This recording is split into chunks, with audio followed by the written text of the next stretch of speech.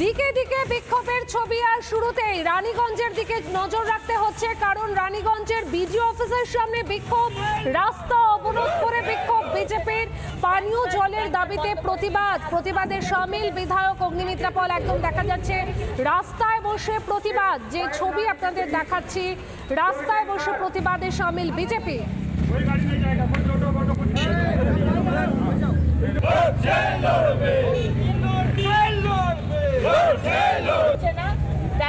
Tanker বন্ধ করে দিয়েছে। আগে 5000 লিটারের। সরাসরি চলে যাব প্রতিনিধি ব্রজোর কাছে। ব্রজো, রাস্তা অবরোধ করে বিক্ষোভ বিজেপির পানীয় জলের দাবিতে, ঠিক কি সমস্যা এবং বিজেপির তরফ থেকে কি বলা হচ্ছে?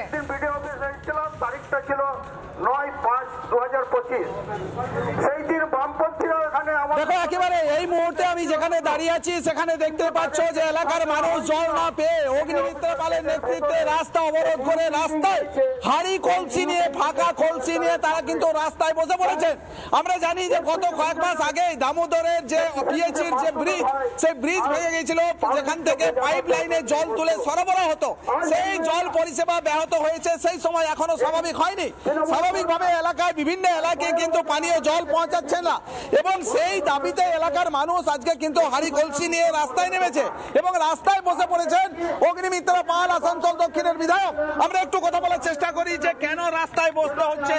কয়েক মাস আগে আমরা দেখেছি যে পিএইচির লাইন ভেঙে গেছিল, পাইপ ভেঙে গেছে, এখনো কি মেরামতি হয়নি? স্বাভাবিক হয়নি। মে মাসে দামোদর থেকে বালি চুরি করার জন্য আজকে জলের যে পাইপ এবং ব্রিজ ভেঙে পড়ল মে মাসে। আজকে নভেম্বরের এন্ড, এই দুদিন হলো কাজ শুরু হয়েছে। এই 7 মাস কোনো কাজ করেনি। মানুষ জলকষ্টে প্রচন্ড ভুগছে। যে কন্ট্রাক্টররা বিডিও অফিস থেকে, কর্পোরেশন থেকে জলের ট্যাঙ্কার দিত, তারা পয়সা পাচ্ছে না। তারা ডেপুটেশন দিচ্ছে, তারা জলের ট্যাঙ্কার বন্ধ করে দিচ্ছে। তারপরে ট্যাঙ্কারও জল দিচ্ছে না, আর এদিকে কল থেকে 3 দিন বাদ জল আসছে। তাহলে মানুষ কোথায় যাবে? জল না পেয়ে তারা বাঁচবে কি করে? আজকে মুখ্যমন্ত্রী জানেন না যে আজকে তার নেতা মন্ত্রী ক্যাডাররা যে দামোদর থেকে বালি চুরি করছে, জলকে শেষ করে দিচ্ছে, জল পাচ্ছে না মানুষ। আসানসোল এবং আসানসোল জেলা, আসানসোল দক্ষিণ, উনি জানেন না। আর আজকে 15 বছরের ব্যর্থতাকে ঢাকার জন্য, দৃষ্টি ঘোরানোর জন্য এসআইআর বন্ধ করতে হবে। এসআইআর বন্ধ হবে না, জল আপনাকে দিতে হবে। আর হাতে 3 মাস বাকি।